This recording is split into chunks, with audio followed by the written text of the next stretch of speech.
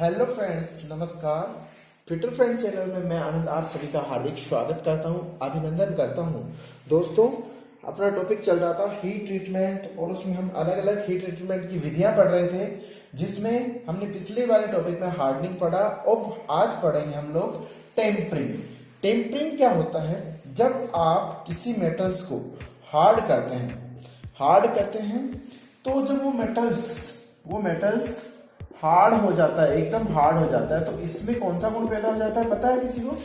उसमें जो गुण पैदा हो जाता है वो गुण पैदा हो जाता है हार्डनिंग का, ब्रिटलनेस का, यानी वो उसमें भंगुरता का गुण पैदा हो जाता है, जिसकी वजह से क्या होता है, ये मेटल्स टूटने का डर रहता है। यानी जब आप मेटल्स को गर्म करके तुरंत ठंडा करोगे तो क्या होगा, वो भंगुर हो जाएगा, यानी उसमें ब्रिटलनेस का गुण आ जाएगा, भंगुरता का गुण आ जाएगा। उस भंगुरता के गुण को दूर करने के लिए ही जो हम विधि अपनाएंगे वो टेम्परिंग विधि कहलाती है। ठीक है, आया समझ में? यानी हार्डनिंग का जो दोष है और हार्डनिंग के दोष को दूर करने के लिए जिस विधि का उसमें उपचार में हम यूज करेंगे वो विधि अपनी टेम्परिंग कहलाती है। क्या होता है, हार्डनिंग के दौरान जब इस मेटल्स में मार्टेनसाइट बनाने के लिए जब आप इसको तेजी से ठंडा करते हैं तो उस समय क्या होता है, इसमें एक रेजिडुअल स्ट्रेस पैदा हो जाता है। कौन सा? Residual stress.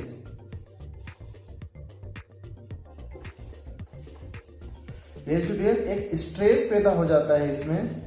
इस स्ट्रेस की वजह से क्या होता है, इसमें ब्रिटलनेस का गुण आ जाता है। उस ब्रिटलनेस के गुण के कारण इसमें भंगुरता आ जाती है और इसी से क्या होता है, स्टील कठोर तथा भंगुर दोनों हो जाता है। ठीक है, इस प्रकार स्टील ज्यादा भंगुर होने से क्या होता है, इसकी जो उपयोगिता है वो खत्म हो जाएगी और उपयोगिता खत्म होने से क्या होगा, इसमें आघात यानी इंपैक्ट, वाइब्रेशन और टेंशन ये जो होते हैं इनको वो सहन नहीं कर पाएगा और मेटल्स टूट जाएगा। ठीक है, समझ में आएगा टेम्परिंग क्यों करते हैं? हार्डनेस के गुण को, जो हार्डनेस के कारण जो भंगुरता का गुण उत्पन्न होता है उसको कम करने के लिए अपन लोग टेम्परिंग का गुण करते हैं। अब है इसके पर्पज की अपन टेम्परिंग क्यों करते हैं, इसके पर्पज पढ़ते हैं हम कि क्यों करते हैं, पर्पज, इसका क्या उद्देश्य है।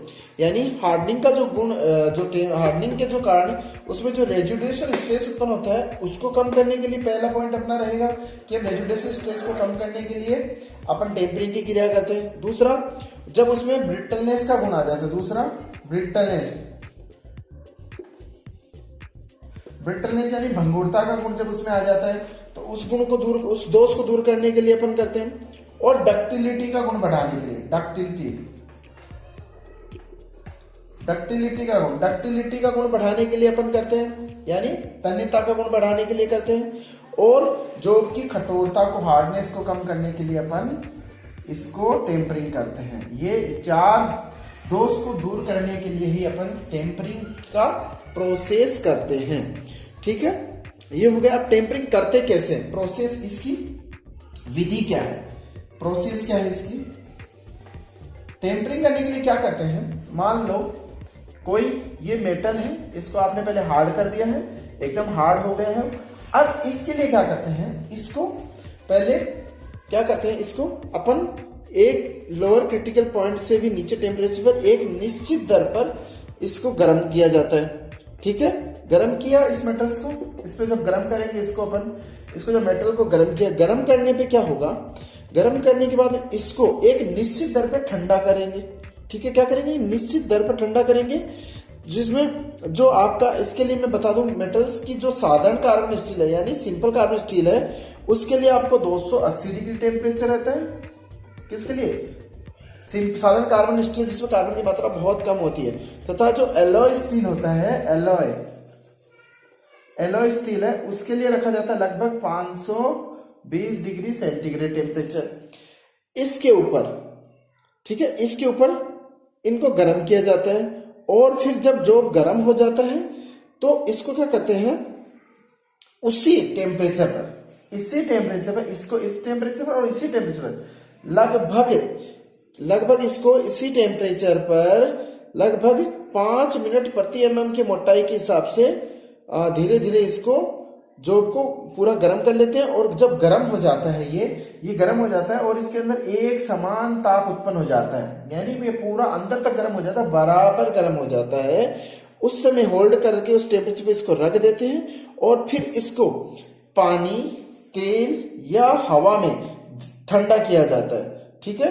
अब टेम्परिंग में भी क्या होता है, ठंडा करने की दर बहुत तेजी से होती है, परंतु क्या करते हैं जब ठंडा करते हैं, जैसे मान लो ये कोई मेटल है, इसको पानी में आपको ठंडा करना है, तो इसको जब एक निश्चित होल्ड टेम्परेचर पे इसको अपन गर्म किए और गर्म करके उस टेम्परेचर पर मतलब उसी टेम्परेचर उसको होल्ड कर लिया, और होल्ड करने के बाद जब पूरा गर्म हो जाता है अंदर से, तो फिर तुरंत इसको उठाया जाता है और इस पानी में एक बार डिप किया जाता है। जब इस पानी में इसको डिप किया तो क्या होता है, डिप करते ही इसको डिप किया तो ये तुरंत ठंडा होता है, तुरंत ठंडा उसी समय इसको वापस बाहर भी निकाल लेते हैं। इस मेटल को बाहर निकाला तो आप देखोगे इसके ऊपर कुछ रंग आना शुरू हो जाते हैं, अलग अलग टाइप के रंग आना शुरू हो जाते हैं। उस रंग के कारण ही इसकी जो कठोरता है वो कम हो जाती है और इसमें डक्टिलिटी का गुण पैदा हो जाता है और भंगुरता का दोष खत्म हो जाता है। इसी गुण को ही अपन लोग क्या कहते हैं, टेम्परिंग कहते हैं। ठीक है। यानी टेम्परिंग का प्रोसेस कैसे किया, ये जॉब है आपका, इसको यानी जो सदर्न कार्बन उसको 280 डिग्री और इसको लगभग 520 डिग्री यानी अपर क्रिटिकल पॉइंट टेम्परेचर के ऊपर लगभग इसको गर्म करते हैं और उसी टेम्परेचर में उसको एक बार पूरा होल्ड करके रखते हैं ताकि वो टेम्परेचर पूरा उसके अंदर पूरा एक समान गर्म हो जाए। और फिर तुरंत क्या करते हैं, उसको पानी में डिप करते हैं, तुरंत बाहर निकालते हैं। बाहर निकालने के बाद देखना उस मेटल को आप भी किसी छड़ को गर्म करना, उसको बाहर निकालना पानी में डिप करके तुरंत, तो उसके ऊपर एक अलग ही टाइप का रंग आना। उसको कभी आप ब्लू देखो, कभी ग्रीन, कभी काला, कभी लाल, इस तरह के रंग आना शुरू हो जाते हैं और वो ही क्रिया आपकी क्या कहलाती है, टेम्परिंग कहलाती है। यानी अब टेम्परिंग, और इसी से क्या होता है, ये जो अलग अलग गुण आते हैं वो अलग अलग मेटल्स में कार्बन के ऊपर डिपेंड करता है कि किस प्रकार का मेटल्स किस कार्बन में कार्बन किस प्रकार का कलर किस कार्बन के कारण आ रहा है, कितनी % कार्बन के कारण आता है।